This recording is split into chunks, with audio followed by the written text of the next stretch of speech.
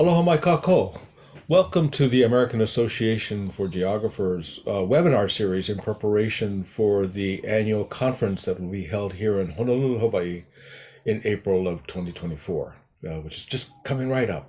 So we welcome you, whether you're viewing here today in live this webinar or whether you will be viewing it online. We are really pleased to have you join us and pleased by your interest in this cultural presentation.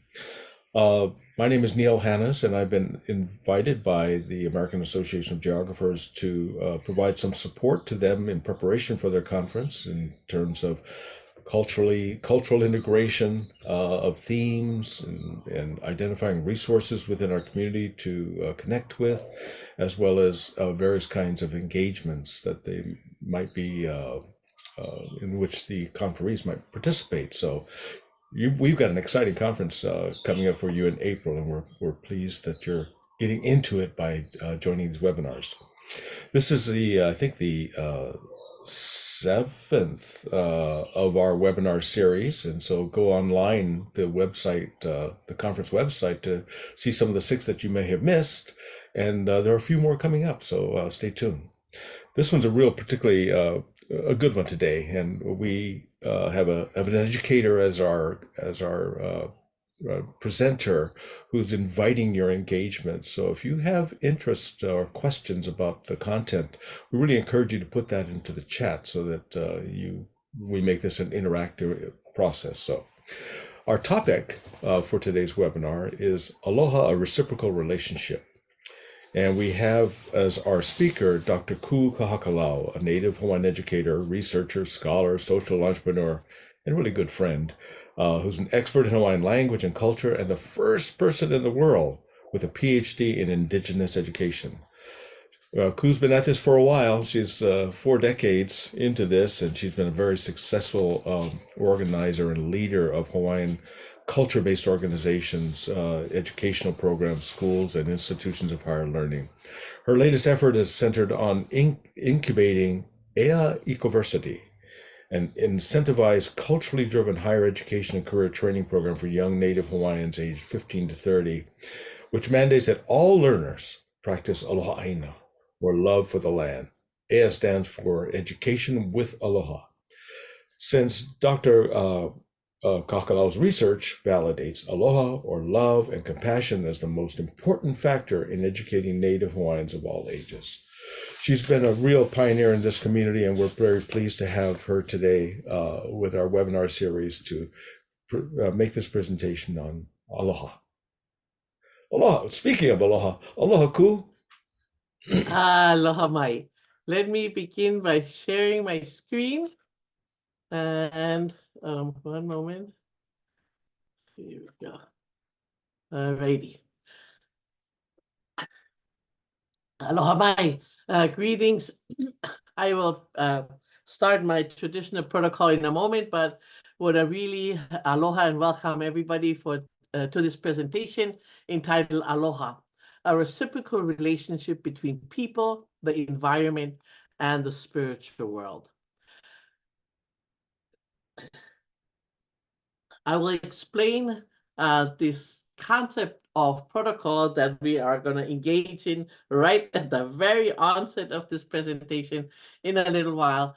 But for now, just ho'olohe, just listen and immerse yourself in this chant and the language of our ancestors. Alohe, alohe na kua. Alohe na aumakua. Alohe na li'ihanohano. Alohe na kupuna. Alohe na makua. Alohe ka lehulehu.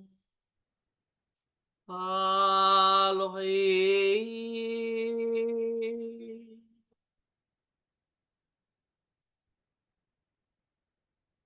Aloha mai kākou, o wau o ku, hina ku I Kahakalau.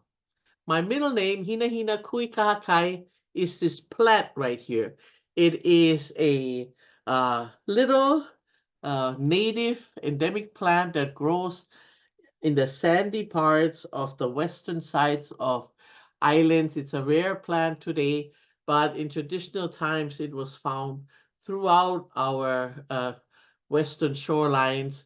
And the reason I got this name is because when I was born, my eyes were the color of this plant. Ki'ia ku'u'ohana. And this is my family. O Honolulu, ku'u'onehanau. O Hawai'i, ku'umokupuni. More specifically, I live right here where the star is on the northeast side of Hawai'i Island, right above Waipio Valley. O Hamakua, ku'umoku. O kukui haile, ku'ukulana kauhale. O Waipio, ku'uawava. O Hi'ilave, ku'uwailele. O Wailoa, ku'ukahawai. O Kunaka, ku'upunawai. O Kahuehu, ku'umakani. A kawa'awahia, ku'u'ua. O Kilauea, ku'umauna. Aloha mai kākou. O Daniela Kikino Kahakalau ki Kane o ki ao upu pele ka wahine noho pulawa hana o William ki aho nui Kahakalau. O William ki aho nui Kahakalau ki Kane o Irene Do ka wahine noho pulawa hana o Robert Ashley Kahakalau. O Robert Ashley Kahakalau ki Kane o Frida Babette Schmidt ka wahine noho pulawa hana o ku hina hina kui kahakai Kahakalau. Ola kainoa o Kahakalau. So I began with an introduction of myself, my name, and the meaning of my name, places that have shaped me into who I am, and a little bit about my genealogy. Those are really, really important ways from a Hawaiian perspective to get to know a person. So it really doesn't matter where I graduated from, or what kind of a car I drive, or what kind of a title I have in the company that I run. It's really about who I am based on the people and the places that have made me into who I am. And so in the chat, I would like you to answer Oi. Who are you? Could you please share your full name and also where you are zooming in from? Mahalo.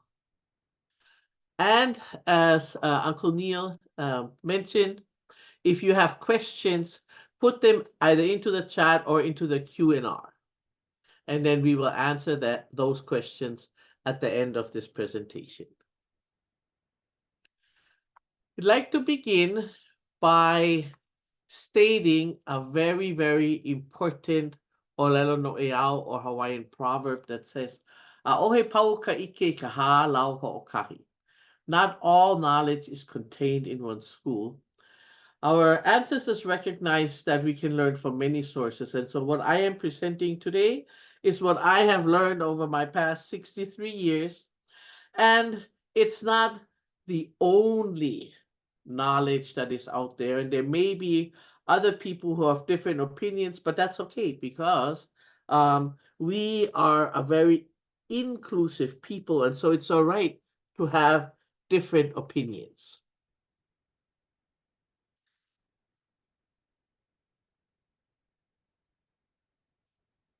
Throughout this presentation, we will be hearing about many Olelo No'eau or Hawaiian proverbs and poetical sayings.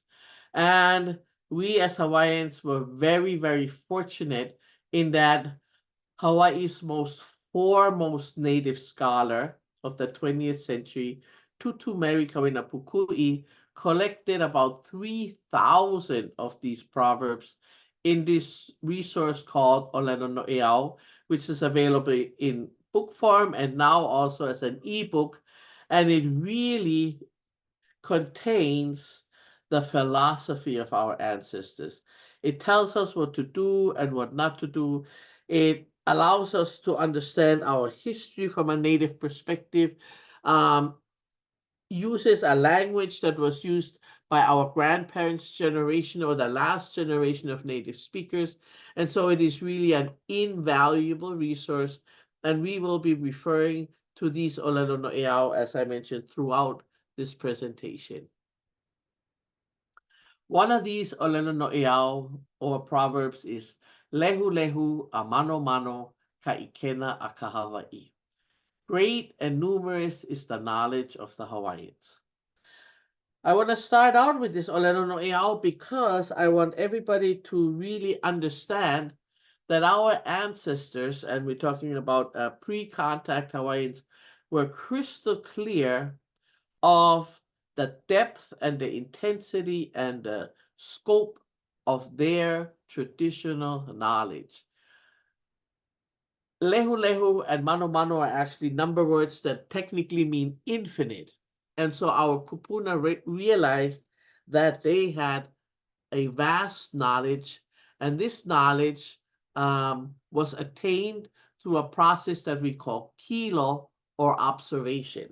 So by observing our environment, by observing the weather, by observing the seasons, by observing the plants and the animals and the fish, our ancestors were able to understand how the world around us works. This knowledge has been passed down either hands-on by teaching it to somebody else, or orally through chants, through proverbs, from generation to generation for thousands of years.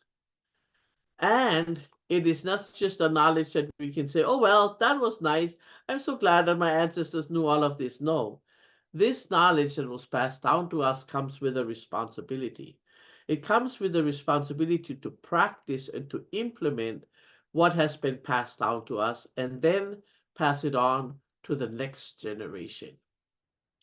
And so it's important for us to understand and know this traditional knowledge, and pass it on, but also to expand it and to build on it and to use it to deal with 21st century realities and challenges.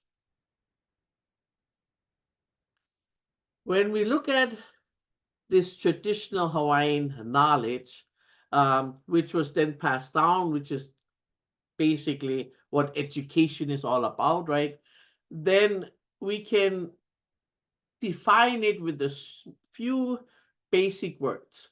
Hands-on, so traditional Hawaiian education was and is hands-on, it's culture-based, it's informal, it's personalized, it's relevant, it's place-based and project-based and values-based, and it's rigorous. And the way we know it's rigorous is through performance-based assessment. And when we look at those words, for those of you who are educators, I think many of you will recognize buzzwords in 21st century education. So many of these paradigms are also the best practices when it comes to modern education. So for sure, as far as education is concerned, ancient is modern, and the way of teaching and learning of our ancestors is still an excellent and probably the best way to educate our children and all of our people today. Now let's talk a little bit about what this traditional education produced. What were the results of this education? Well, when we have the first Westerners happening upon Hawaii in 1778, and from there on, they find thriving, self-sufficient island societies. They observe exceptional general health and welfare among our people, and an abundance of food and water and general happiness. So the happiness index is extremely high. This concept of le'a le'a, having a good time, having fun, enjoying amusement and laughter, are noted by many of the early visitors who write that wherever they go, laughter is heard. And as you come to Hawaii and you interact with Hawaiians or you observe Hawaiians, you will hear them laughing. The uncles at the beach drinking a couple beers and talking story. The aunties who are behind the counter preparing food. Children on the beach laughing and having fun. So know that when you come to Hawaii, it's okay to have fun. It's all right to have a good time. You're here for work, obviously, but don't forget, le'a le'a is a very important Hawaiian value. And while you're here, you should celebrate it. In addition, these early explorers observed flourishing arts. We don't actually have a word for art in Hawaiian because everything we did was elevated to a level of art. And so when we made utilitarian objects, they turned into works of art. When we made our tapa or our bark cloth, when we made leis, when we created these beautiful feather capes and feather helmets, lei, that became, according to these early explorers, some of the most exquisite artwork they had ever seen anywhere in the world. And hula, I hope you have a chance to witness some authentic Hawaiian hula when you hear. There's no doubt that that is also a very, very beautiful art form. Our ancestors also, as a result of this traditional way of teaching and learning, developed in-depth scientific knowledge, ranging from celestial navigation to sustainable horticulture, irrigation science, fish farming, medicine, and this was from setting bones to herbal medicine, etc., and understanding the science of the weather. So highly sophisticated as far as science is concerned.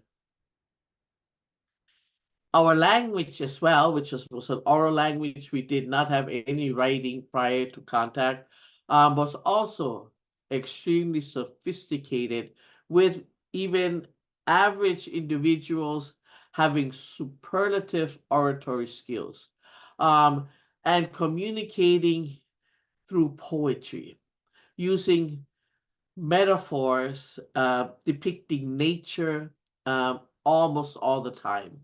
Also using lots of proverbs or olelo no iao, and being absolutely fascinated with hidden meaning and with riddling and playing with the language, to test one another's wit and intelligence when it came to just producing the most beautiful oratory. Another thing that is unique about Hawaiians is that we use oral communication not just to communicate with people, but also with the environment and the spiritual world. And specifically, we chant. Chanting around the world is usually reserved to communications with the deities. In Hawaii, we also chant to greet one another. We chant to greet the environment or to communicate with the environment. And then, of course, we also chant to communicate with the spiritual world.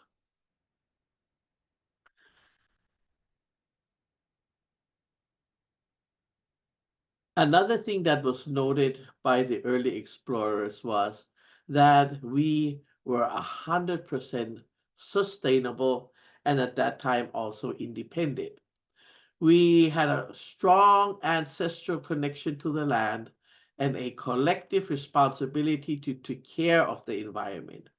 We had developed expert land use practices and protection of our resources, uh, making sure that planting and fishing practices never negatively impacted the environment, and we shared our resources without trading, but really just sharing, gifting one another things that we had so that everybody had what they needed. And so This is the kind of place that the early explorers, starting in 1778 with Western contact, find. Healthy people, happy people, um, an environment that is protected and taken care of, and an overall impressive state of general health and welfare. Into this island environment, the Westerners bring new diseases, they bring a new language, they bring new economics, they bring new norms and new laws, and a new worldview. This becomes especially pronounced in 1820 when the first American missionaries arrive who bring also a new religion and a new way of education. Hiram Bingham, who's part of the first party of missionaries, as the ship nears Hawaii and he sees these Hawaiians paddling out on their canoes, wonders, can these be humans? Are they not perhaps a link between man and the brute? And so now all of a sudden, we have not just new diseases and new ways of life, but we also have this idea that Hawaiians are less than the people, the white people that are coming onto our shores and soon try to take over. Throughout this time, our chiefs are trying to adjust to new ways. And in 1834, King Kauikeaouli, who was the son of Kamehameha I, establishes free universal schooling for boys and girls in the Hawaiian language. For those of you who know about school systems, there are no universal school systems anywhere in the world around this time that are free and that are open to boys and girls. So again, Hawaiians way ahead of the game when it comes to education. And as a result of this universal schooling, within only 30 years of the introduction of reading and writing, Hawaii is among the top 3 literate nations in the world, along with Scotland and New England. And Kamehameha III declares, he pala pala, he aupuni pala pala ko'u, o ke kanaka ko'u kanaka.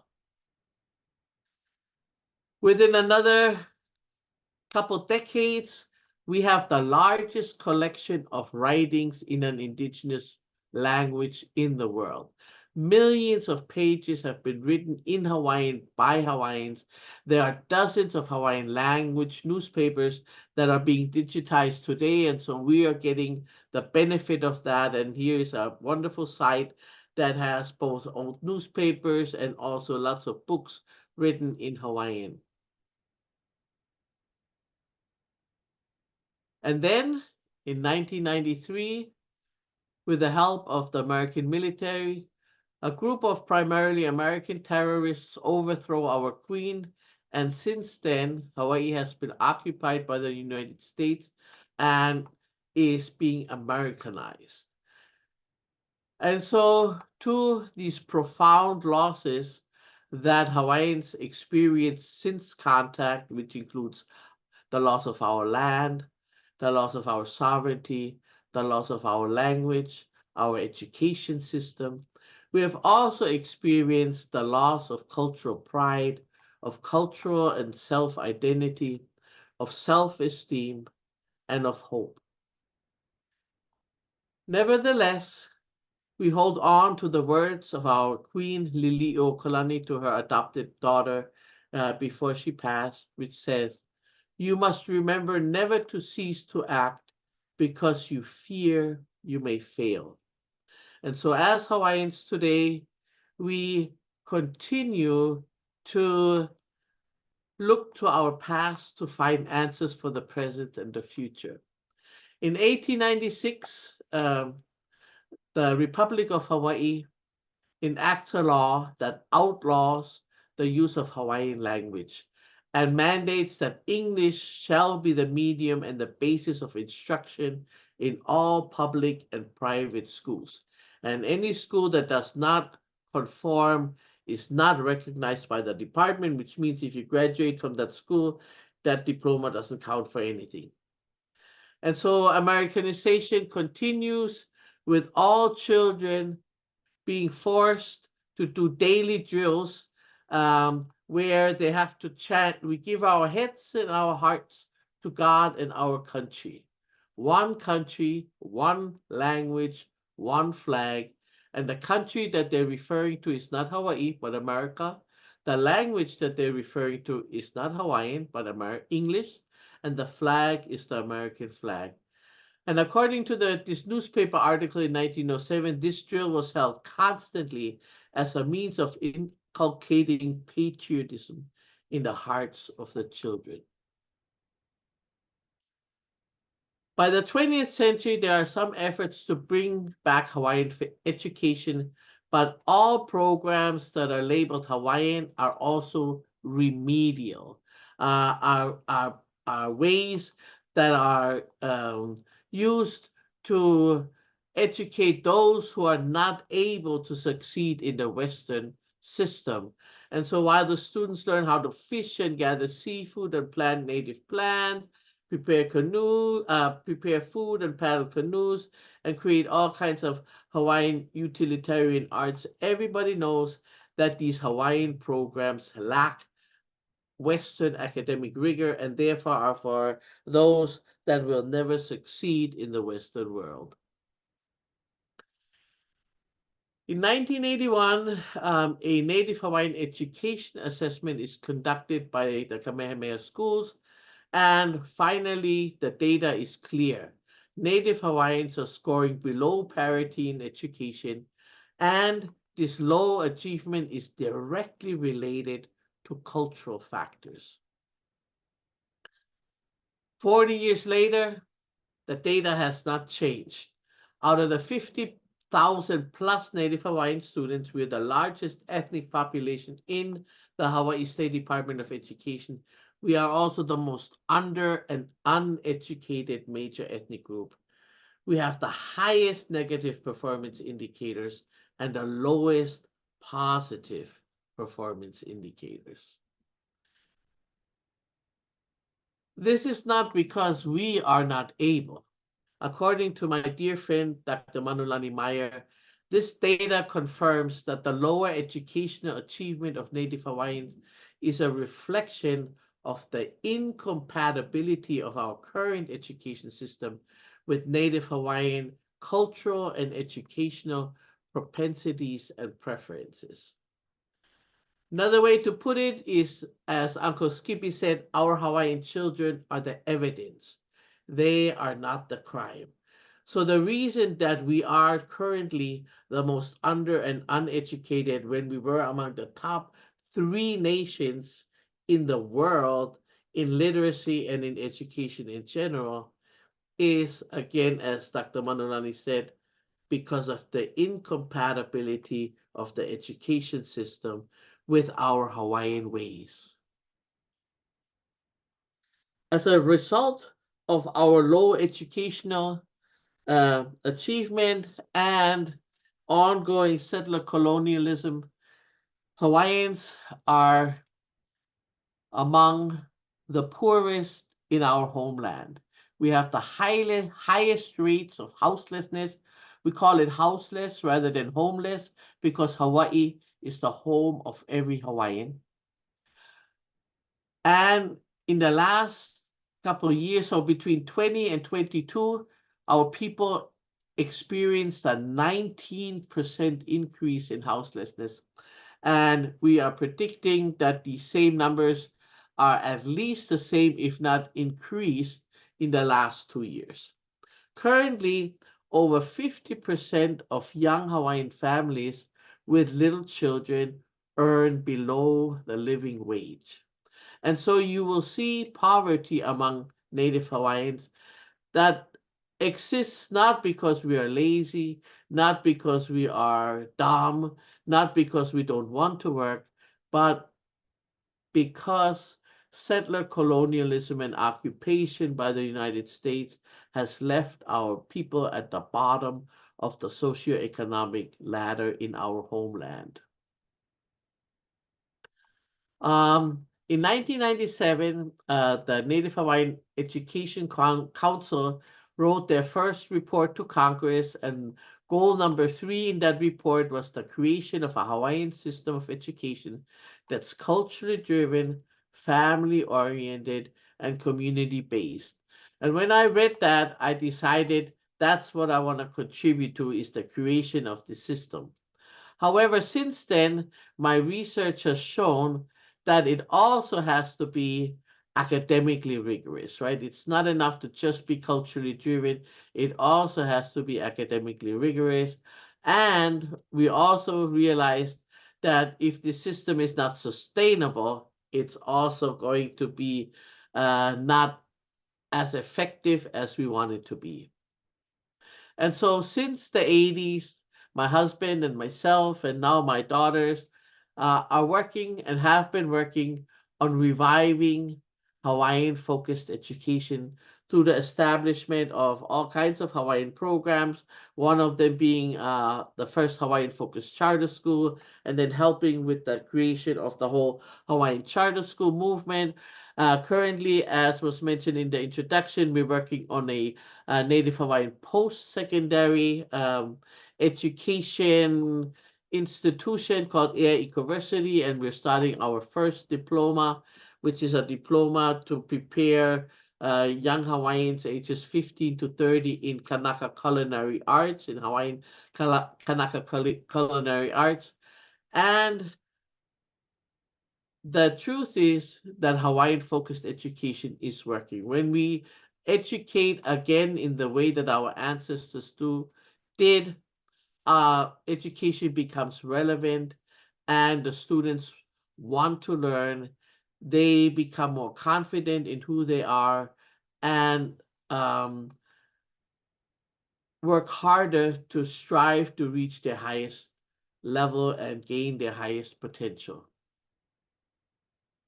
As early as 1997, the Native Hawaiian Education Council already recognized that in the long term, culturally driven, community-based, family-oriented education is going to be the foundation among which we, the Hawaiian people, will rise, embracing Native Hawaiian self-determination through educational change. And this has really been the efforts that I've been involved in over the last 40 something years, which is that time period that we saw the evolution of what is today known as pedagogy of Aloha. Pedagogy of Aloha was not really something that we came up with. It was something that the learners, our students, informed us of, because when we asked them, how come you're coming to school now when you had 150 absences last year and this year had perfect attendance? How come your GPA went up from a 0.34 to a 3.7? How come you've had no infractions this year when you were suspended for 40 days last year due to misbehaving? The answer to these questions always came back to Aloha. Because we are in a school where the teachers care for us, our students told us, that's why we're coming to school. That's why our behavior has improved. That's why we are getting good grades now. And so over the years, we tried to define this pedagogy of Aloha a little bit more. And we came up with a formula: relations plus relevance plus responsibility equals rigor and fun. So the idea of pedagogy of Aloha is that the learner is enveloped, is immersed in an atmosphere of Aloha at all times. And before anything else happens, we build relations not just with each other, but also relations with the environment and relations with the spiritual world. And so this is this relation building that has become, per our students, the most important factor in education.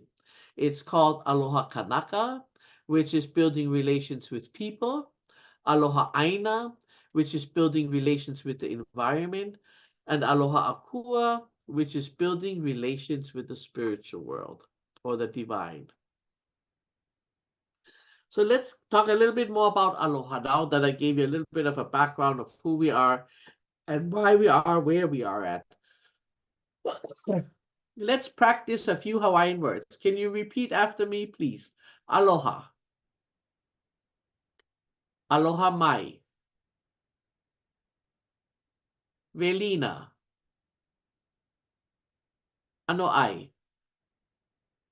So when you come to Hawaii, I invite you to use any one of these 4 words when you greet other people as you're walking by them. In Hawaii, it's perfectly fine to greet everybody, even people you don't know. So practice these words. You can just use one of them. You can interchange them. They all mean the same thing, greetings or hello. You can also use aloha to say goodbye or farewell. And you can say aloha ahui ho. Can we repeat that, please? Aloha ahui ho, which literally means greetings until we meet again. So please use these greetings for hello and goodbye when you come to Hawaii. 2 other important words I think that I want to just share is mahalo. Everybody, mahalo, which means thank you, and ole pilikia. Let's say that together. Ole pilikia. That's a little bit harder, which means no problem, and is used to indicate that you're welcome. So if somebody gives you something, you say mahalo, they might answer with aole pilikia or the other way around.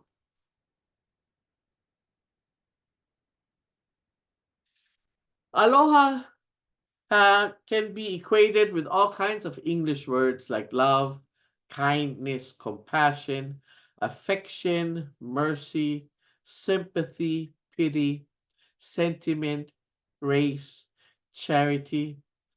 It also refers to a sweetheart or a lover or a beloved or a loved one. So those are all words that we are familiar with in the English language. But aloha has a plus to it. It's kind of love on steroids kind of idea.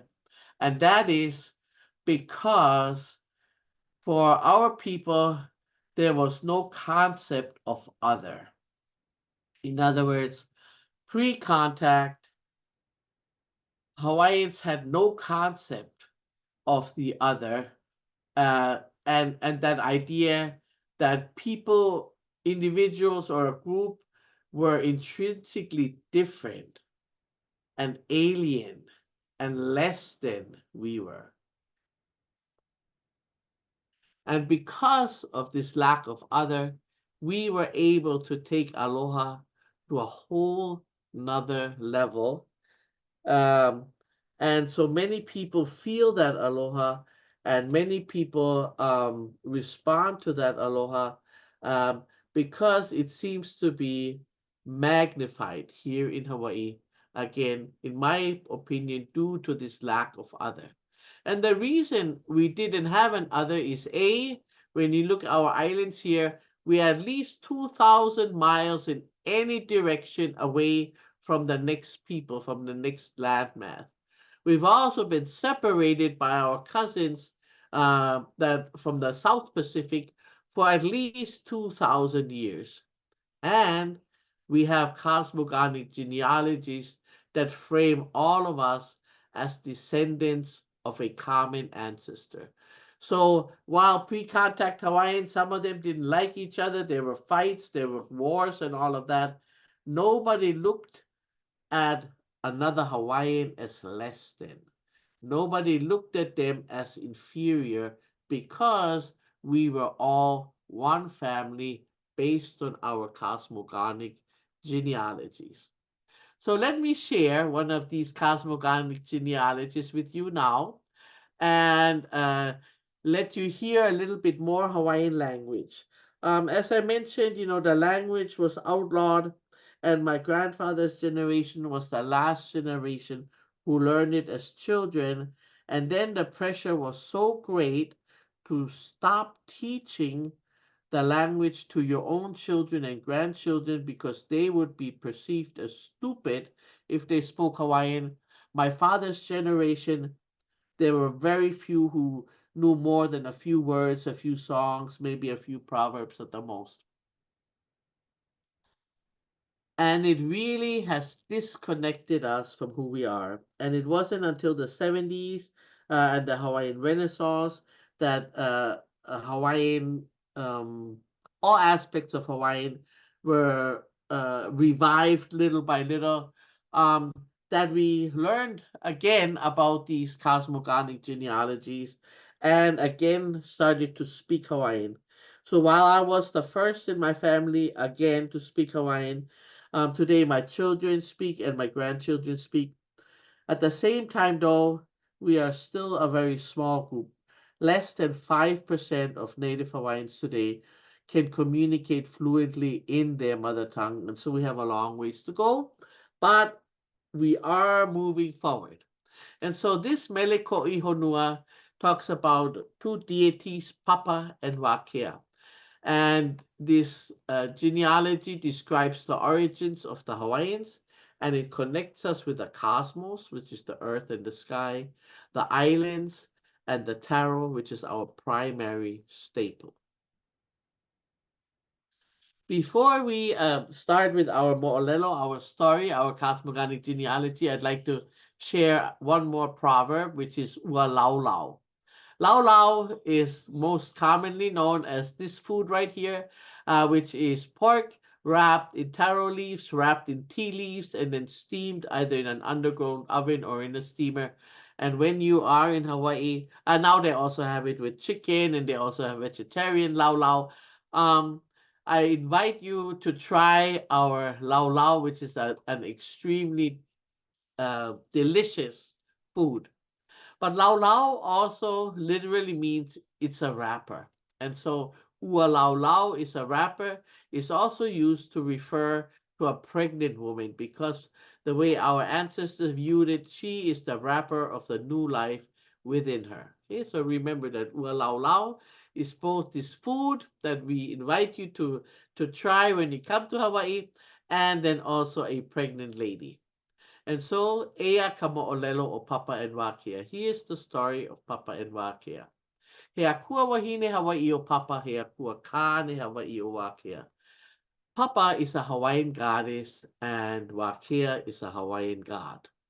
A Kahakalau hui pulawa o lelo mai o Wakea. Aloha o wao Wakea, pane mai o Papa. Oh, Elina, o Papa ko uinoa. A nana ke kahuna ia lawa o lelo mai o ia ho'okahi ohana o opu kahonua. So one day, Wakea meets this beautiful lady and he introduces himself with his greetings. I'm Wakea. And she answers, oh, hello, my name is Papa.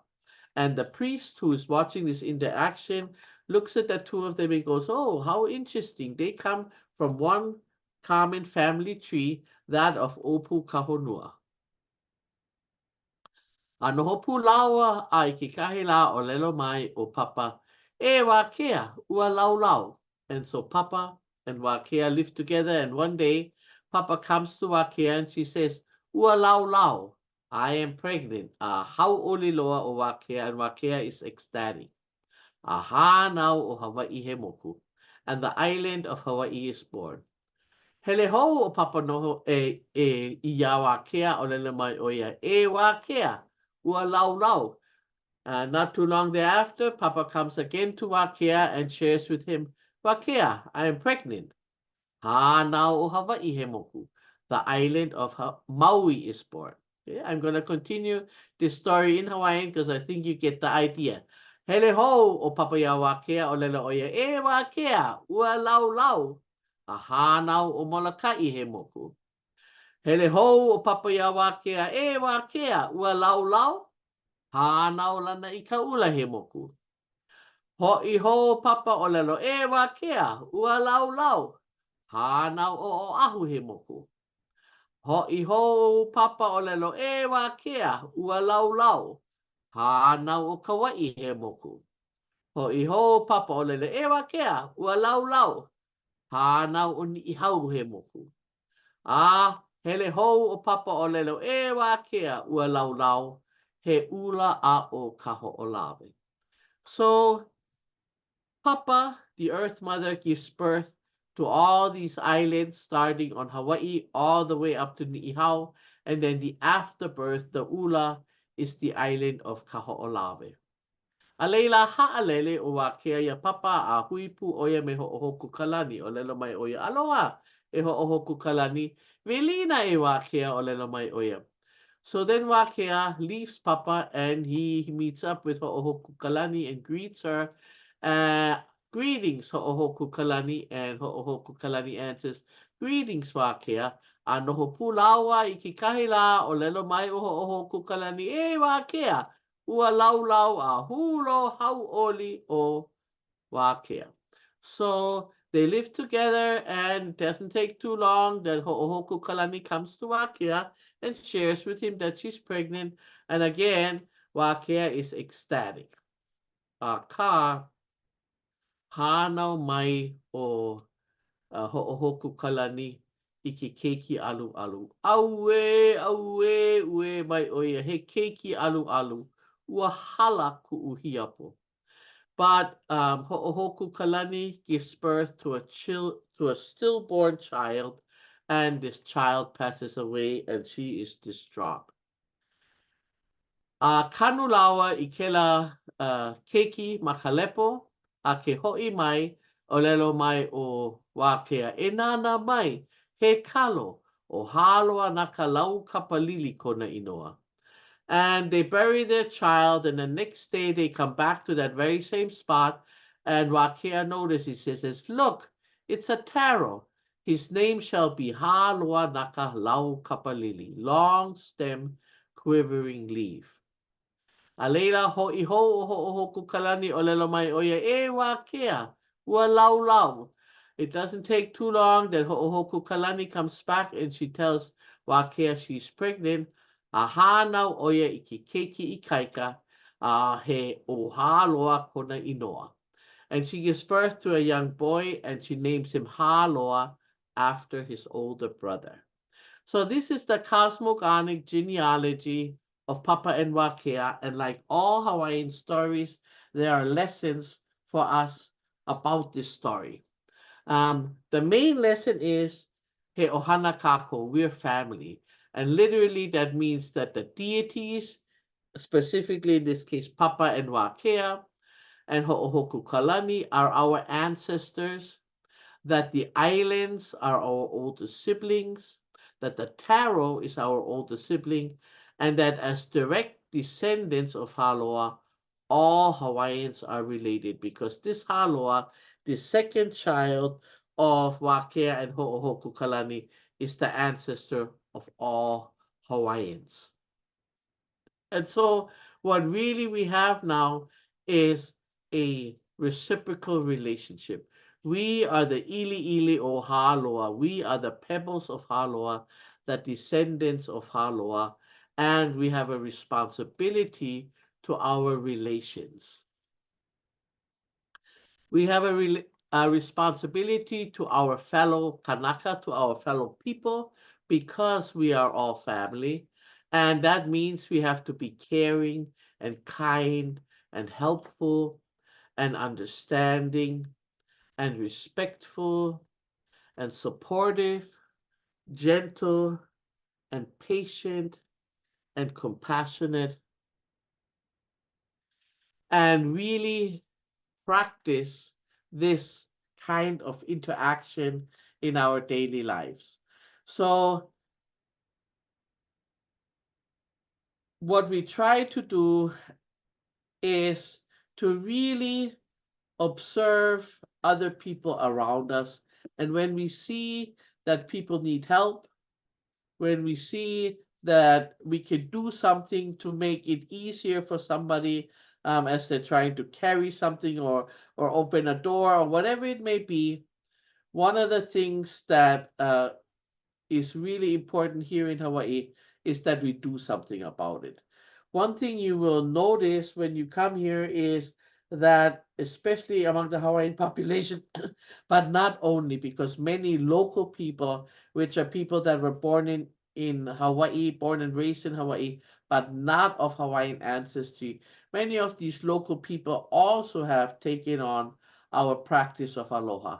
And so you find people of all ethnicities and backgrounds being much more helpful to one another, being much more friendly to one another, being much more kind to one another, greeting one another, as I said, even if you don't know one another. So use this as an opportunity to be kind and to be caring and to be compassionate as you engage with us here in Hawaii. Our ancestors realized the importance of aloha. There's no doubt about it. They, long before terms like social emotional learning were coined by Western educators and psychologists, our ancestors already realized Uaola Loko Ike Aloha. Love gives life within. And the way this is interpreted by Tutumari Kawenapukui is that love is imperative to our mental and our physical welfare. And so practicing aloha, living aloha is imperative if we want to ensure that those around us are well, that those around us are healthy, and that they can thrive. Another olelo no'eau that also shows that our ancestors understood the importance of aloha is uaola no ikapane ake aloha, which literally means there's life in a kindly reply. Figuratively, it means the one may know the one may have no gift to offer to a friend. A kind word or a friendly greeting is just as important. So, as I mentioned earlier, our people practiced and still practice what we call gift culture, right? So, we like to gift people. And when we go to somebody's house, we usually bring something. But sometimes, we hadn't planned to go to the house and something came up and we end up at a friend's house, a cousin's house, neighbor's house, wherever it may be, and we have nothing to give to them. If that is the case, then a friendly greeting or a kind word can be just as valuable and just as important as a gift. The bigger and broader meaning of this olelo no'iau is that we really should watch what we say, and that sometimes people just need to hear a kind greeting, a friendly word, an encouraging thought that makes them feel respected and cherished and valued. And so, again, I would like to invite you that when you are in Hawaii, share that word aloha with others. As you're walking by a homeless person, a houseless person, share aloha with them. As you're walking into a store, share aloha with the clerks. As you're going to eat somewhere, tell your waiter aloha, because it can really make a person's day just to hear that word. And our ancestors understood that if we aloha kikahi, that if we show compassion and kindness and caring to one another, then we can thrive as a people.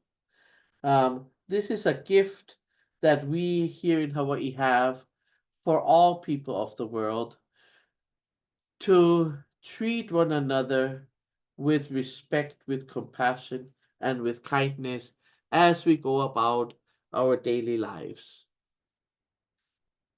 One final olelo no'iau dealing with aloha is that I want to share today is aloha mai no, aloha aku. O ka huhu ka mea e ola ole ai. So our ancestors considered aloha reciprocal. In fact, all actions, all verbs in Hawaiian are reciprocal.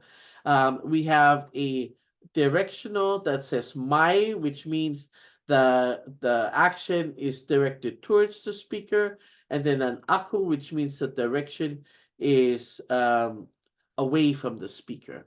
And so when we say aloha mai, it means love is given to us, and when we aloha aku, we share love.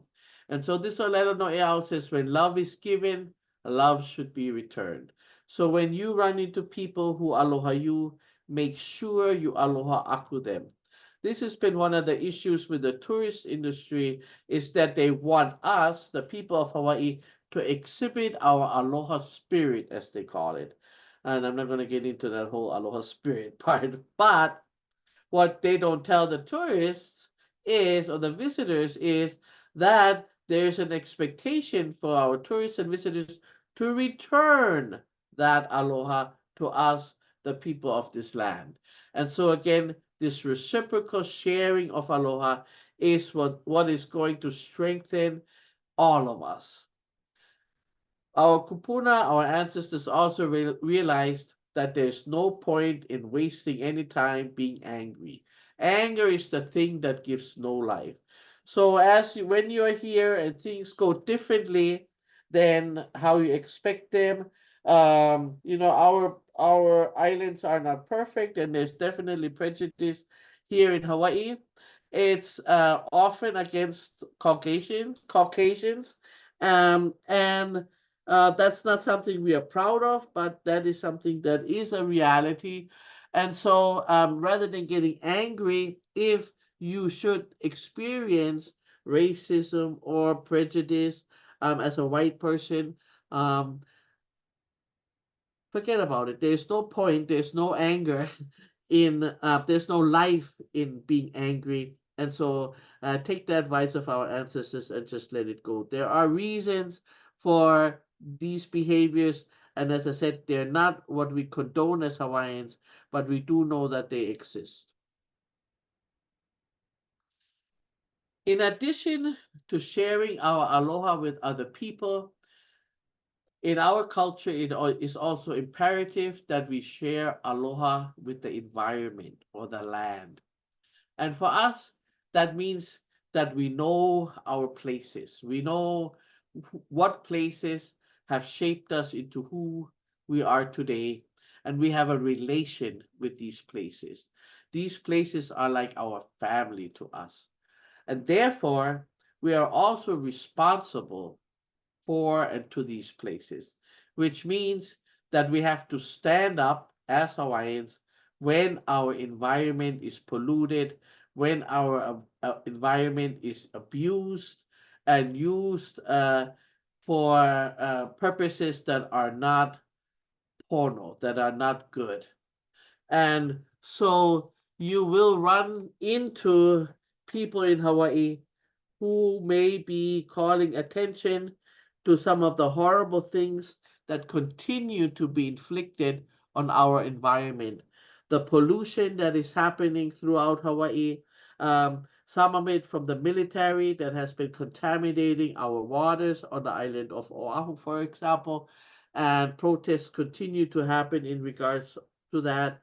There is always protests against certain developments that are desecrating our sacred places, removing our ancestral bones. Um, we have issues with the stealing of sand from remote beaches to bring it to Waikiki for the tourists.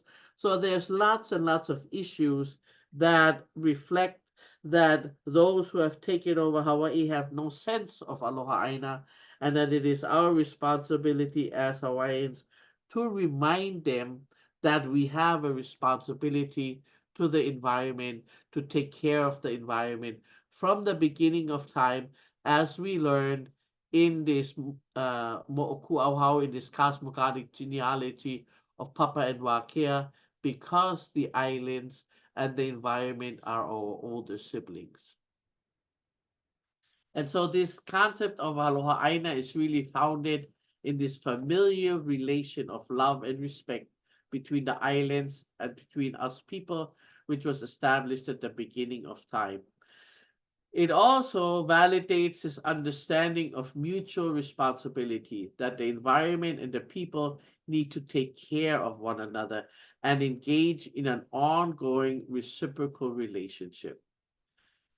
It also means that as Hawaiians, we need to know our environment and have a keen knowledge of the way the environment works so that we can prevent further destruction.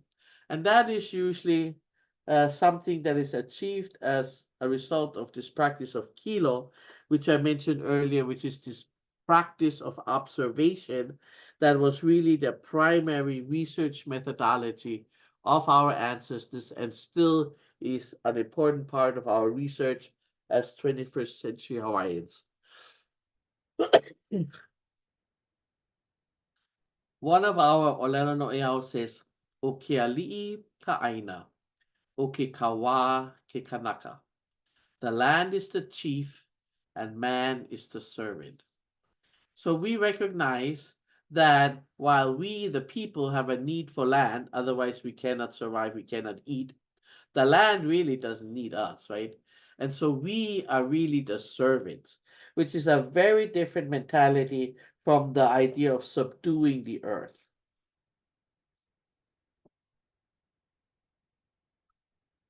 And this familiar relationship is also captured in our proverbs, like this proverb here that says, "Kalo kanu o ka'aina," taro planted on the land.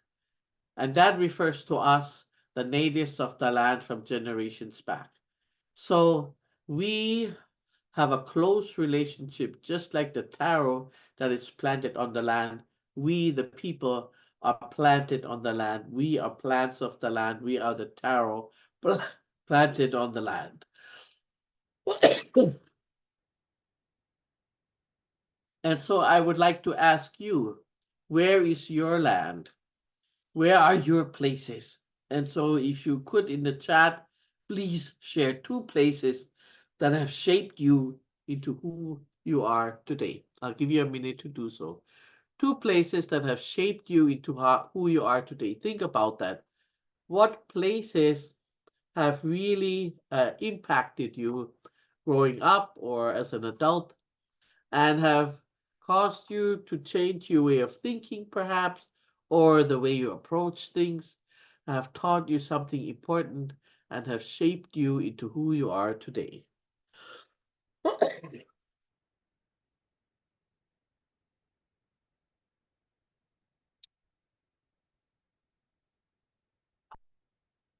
And so now we get to our final relation, which is aloha akua, which is our love for the divine or for the spiritual world. This aloha akua, again, is grounded in the familiar relations of love and respect between our deities. For example, Papawaki and Ho'ohokukalani, which you learned about in our cosmogonic genealogy, and the Hawaiian people, which was established at the beginning of time with this understanding that we need to um, take care of one another. And so, as Hawaiians, we have a close and a loving relation with our ancestors and with the spiritual world, which is generally referred to as Akua. And we maintain those relations through protocol and through activities like Kilo, which we talked about before. Akua in Hawaiian can refer to both the ancient deities as well as post-contact deities like the Christian Trinity. And so the way we practice aloha akua is through protocol, through engaging in ceremonies and rituals, through offering pule or prayers when we eat or to heal or to ask for protection, and then engaging in kilo and observing the ho'ailona or omens and signs around us. We define ho'ailona as special signs from the heavens, and sometimes they can be rains, ranging from gentle fine mists to torrential showers. They can be rainbows, they can be unique clouds.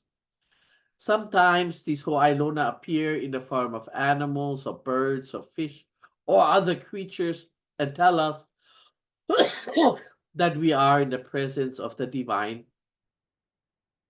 Sometimes Ho'ailona come in the form of people who become messengers of our ancestors.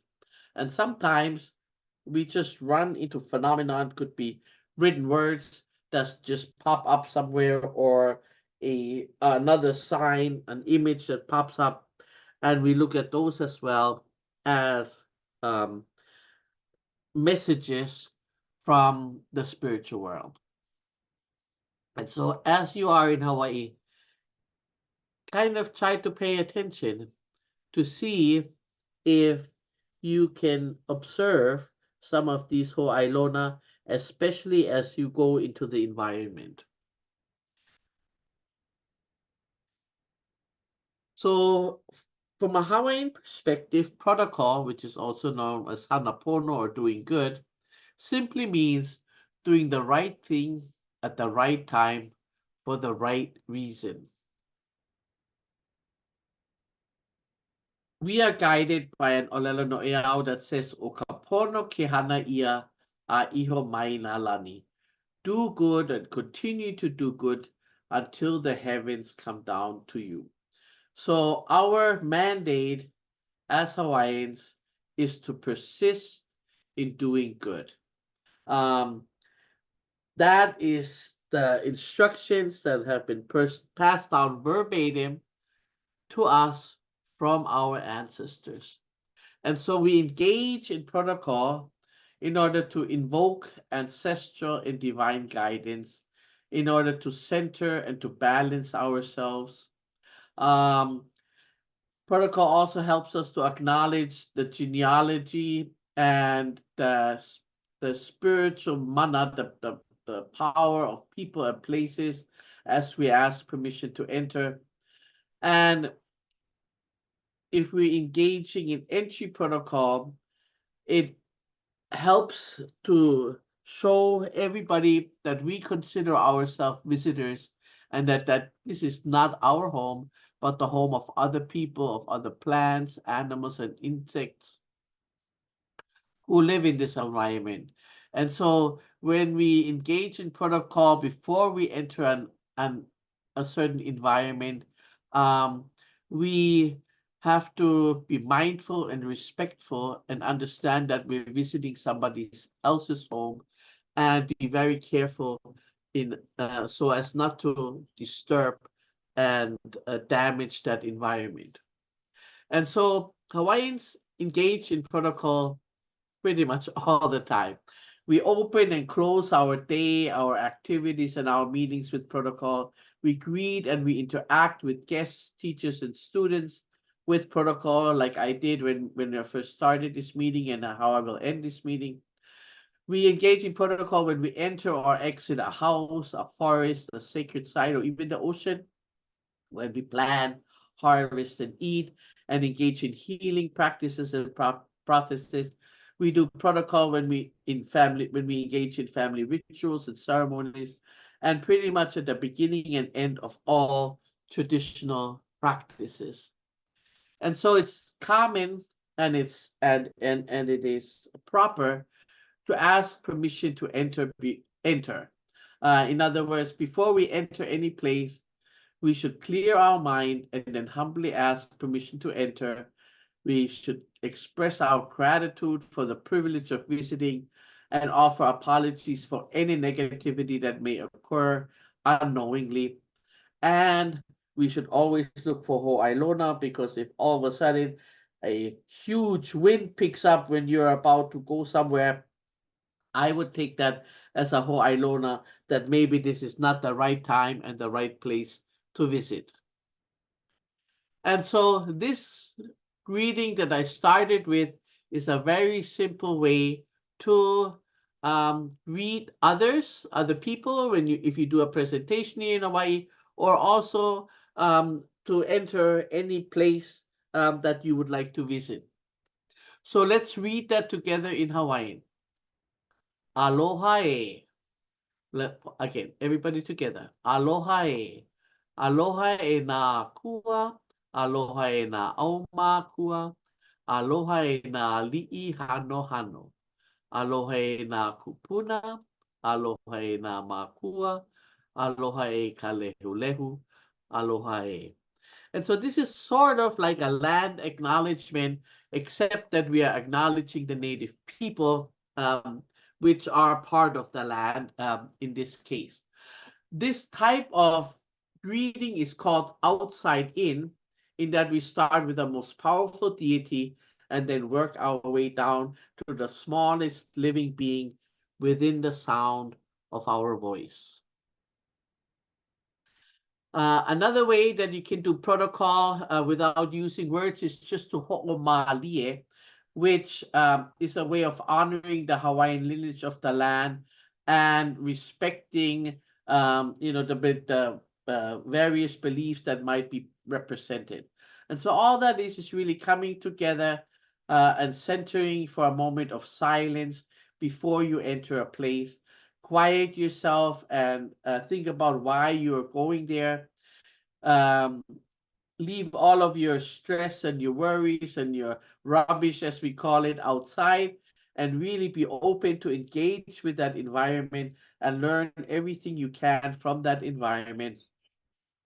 And always remember that you come and that you enter these places with a positive respect for the land and for the living beings that are in, on, and under that land.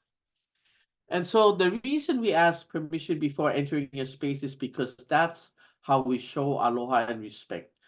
To Hawaiians, it reflects good manners. It shows that we're attentive to the relationships between other people and other places, and it helps us to build relations. It also promotes our spiritual well-being. And then when we leave, we do the same thing again, except now we go inside out, means we start with the least significant entity and then we work our way out to the most powerful deity.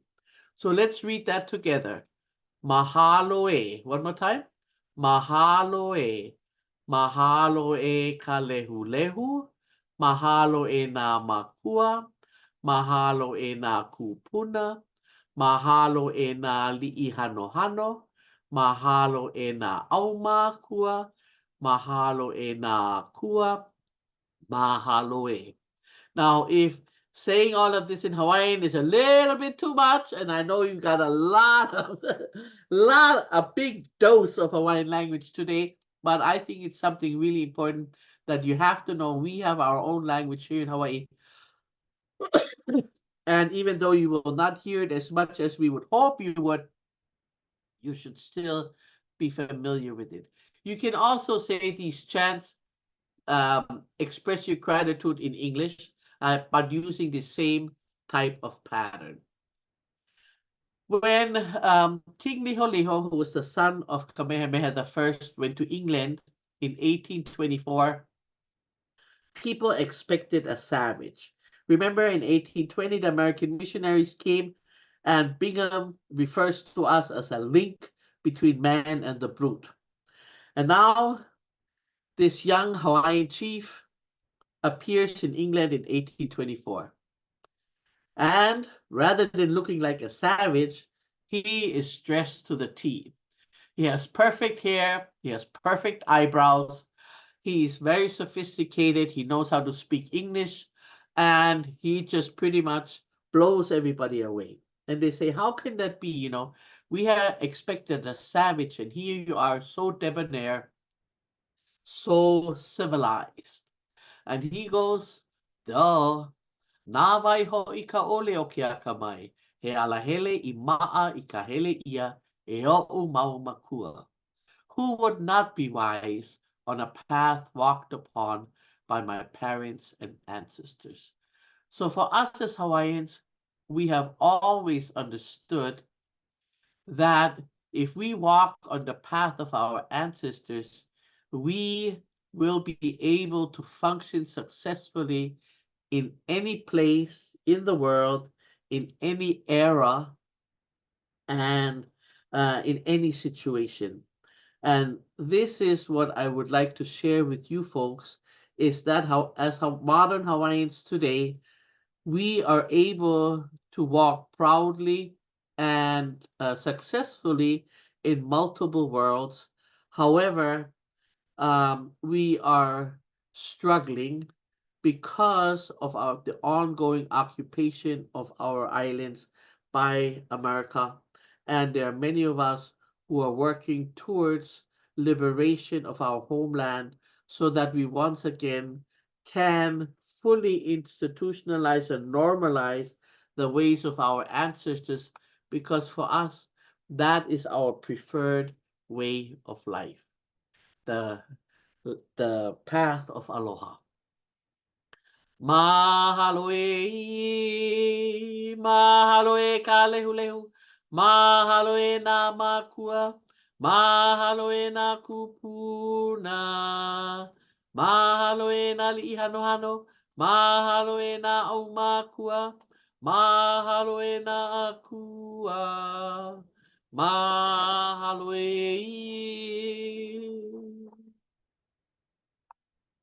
And then we are going to go to our question and answer period. I will stop sharing and then turn it over to Uncle Neil, and you can facilitate our Q&A, please. Oh, first of all, mahalo. That was excellent, Ku. What a night. You covered so much territory in just a little amount of time, so we really appreciate it. And you made it very accessible to all of us, Kama'aina and Malihine alike, our visitors and people less familiar with Hawaii, as well as those here who are Hawaiian and know Hawaii. And we're getting several people expressing their gratitude on the chat. We did have one question, and some other questions come to mind, and we invite our audience to continue to ask those questions. The question came from Paul Moss, and I think you answered it a bit. He was talking and noting that there was a lack of a sense of others in Hawaiian concept, and that in terms of other human beings, that we're kind of one. And he was wondering whether this carried over to non-human elements as well. And I think you answered that somewhat in the story of Haloa. But do you want to talk a little bit more about how we don't feel a sense of other toward all other living things and the earth itself? Yes, thank you for that question. Yeah, so the concept of as people, being family and descended from one common ancestor definitely eliminates the concept of other as far as people are concerned.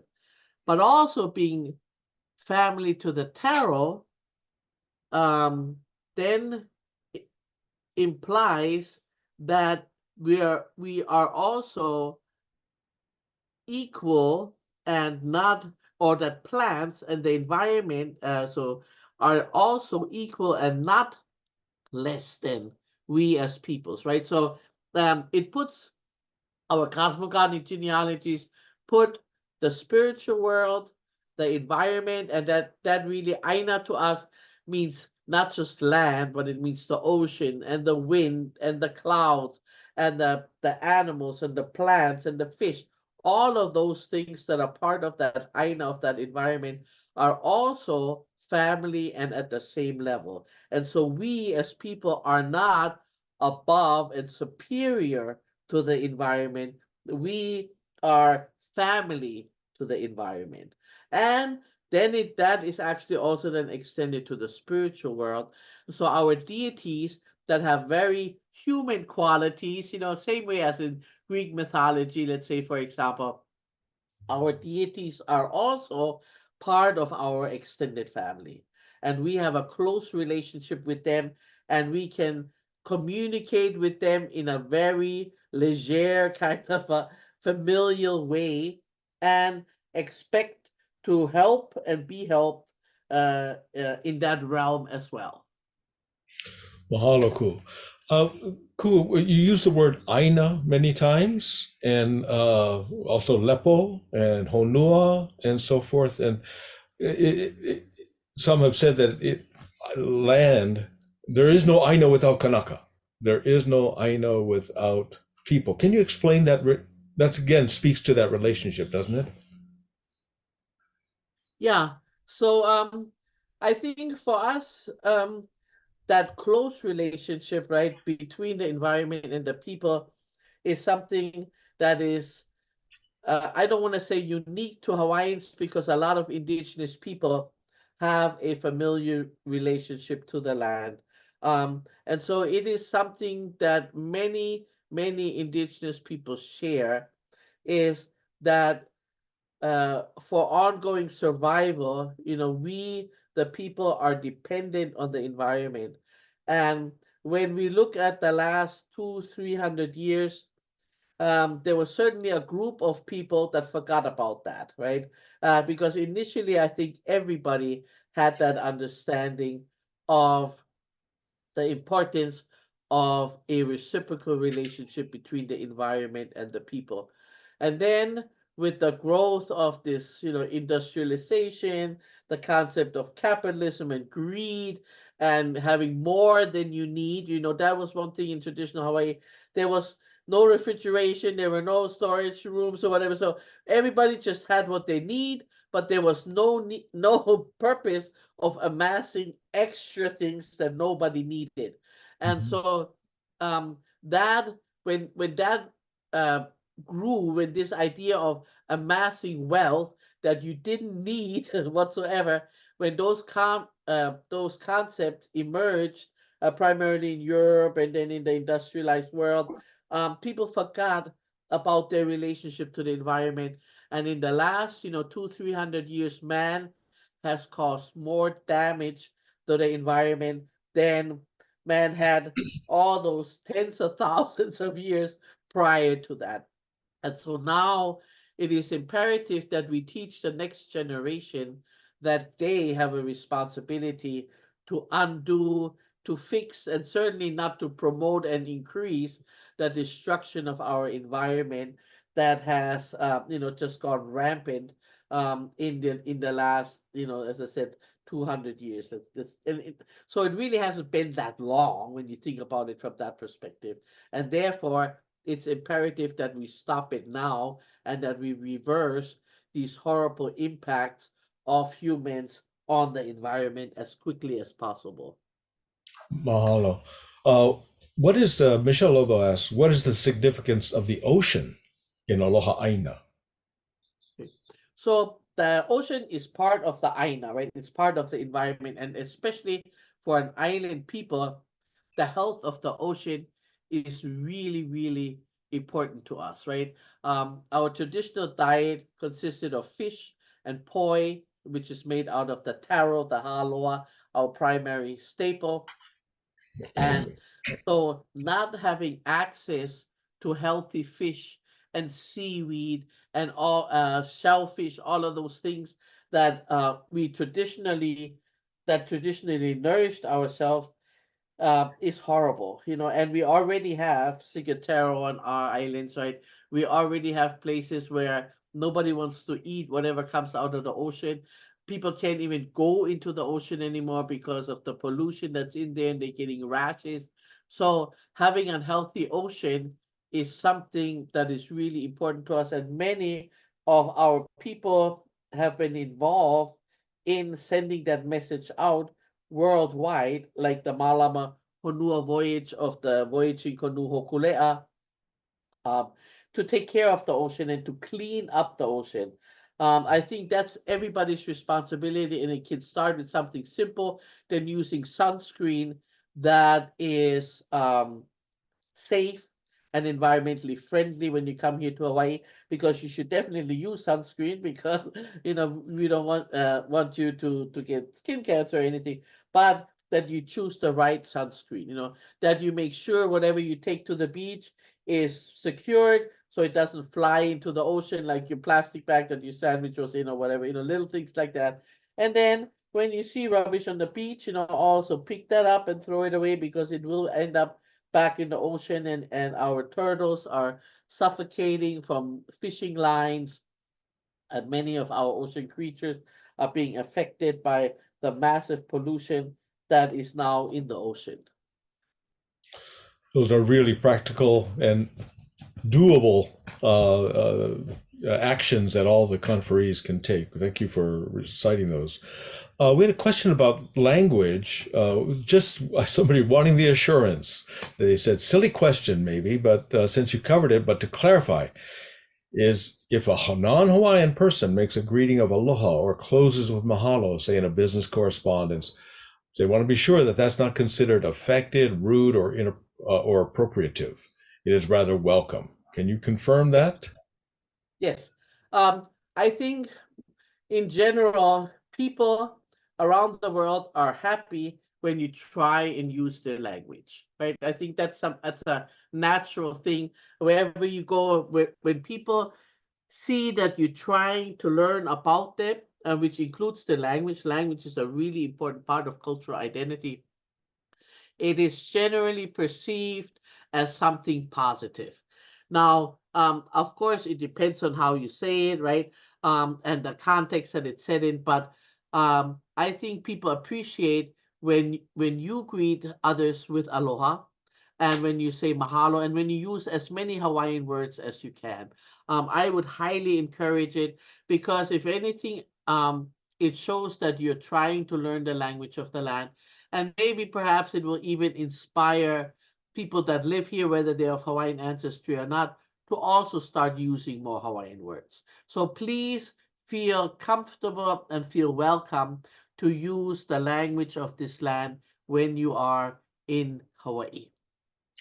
I think if I can add to that, Ku, that it's about what inspires your use. If you're doing it in a show-off way, if you're doing it in a know-it-all way, it probably won't be received very well. But if you're doing it in a really authentic way that reflects the value of aloha, the value of gratitude, and so forth, people would really appreciate the effort. Would you agree? I agree 100%. Yes. I noticed we and there's a reason I know the answer to this question, but I'd like you to share it with our audience.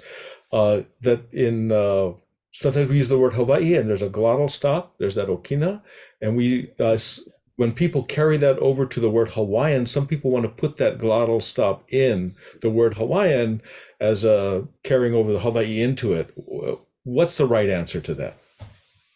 Well, you know how Ao Kapuna said, "Aohe pauka ikin, ikahalau ho'okahi." Not all knowledge is in one, contained in one halau, but the word Hawaii is a Hawaiian word, right? And in Hawaiian, we have a letter that is called the okina or the glottal stop that basically, makes you stop your word, your sound, and then continue it. So Hawaii, there's kind of another little E there afterwards. But the word Hawaiian is an English word. And so English words don't have glottal stop. They have apostrophes, but there's no glottal stop. So I would never spell Hawaiian with an apostrophe or a glottal stop because it's not a Hawaiian word. I only use glottal stops in words, in Hawaiian words, and Hawaiian itself is an English word. Right. And so it's really that glottal that's an indicator, that's an instruction to have Yeah, to stop, and you don't stop in the word Hawaiian. You don't say right. Hawaiian. Yeah, It's yeah, Hawaiian. It's because it's English. So, and what yeah. is the other common diacritical marking that folks will see and consider? And you had it in many of your slides. Yeah. The other common diacritical mark, and I'm going to just share my screen real fast because it's in my name, and I have that right here on my contact information, is this bar over the U in my name, ku, which is referred to as a kahako in Hawaiian or a macron in English, and that basically elongates the word. So my name is not ku, it's cool, right? It's long, cool, long oo. So whenever you see this bar over a vowel, because it only exists, the kahako is only over vowels, you elongate that vowel. So cool, long oo, ka, ki, ko, ku, right? They would all be all of those. With that, if they have a kahako, they would be long. While you have this slide up, Ku, it's very illustrative of a pattern in our Hawaiian language that you will never see two consonants together, right? Yes. So a few little things about Hawaiian language is that you do not have consonant clusters, which means that every consonant has to be separated from another consonant by a vowel, and each word ends in a vowel. So you would never have a word like calm because we don't have C's, but it would have to end with a vowel at the end, right? So all Hawaiian words end in a vowel. And you can never have two consonants next to one another. Excellent. Well, on that note of helpful instruction to our conferees, if you could stop the share just for a moment so we can see your beautiful face. Cook, thank you very much for your presentation today. And we thank all of the participants who are viewing us today live and have engaged in this seminar or this webinar, as well as those who may be viewing online at their leisure sometime between January, or now I guess it's February already, and the April conference. We thank you all for participating. Cool. If you'll hang on a little bit, we're going to say a bit aloha to all of our guests and participants, and wish you all well. And we're getting many mahalos, and people are taking your advice, using the language.